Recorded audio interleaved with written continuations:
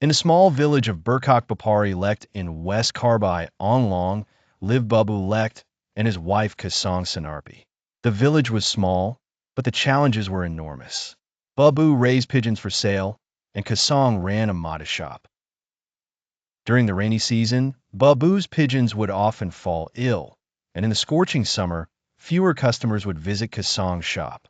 Despite the hurdles, the couple never gave up. Each morning, Babu would head to the market on his worn-out bicycle, while Kasang opened her shop after sending their children to school. One day, Babu said to Kasang, "We may be poor, but our dreams need not be impoverished."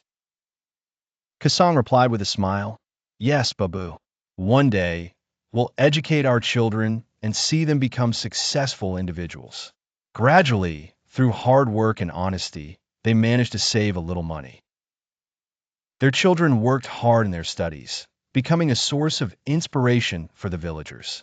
Poverty was not entirely eradicated, but they harbored a wealth in their hearts, richness of hope and determination.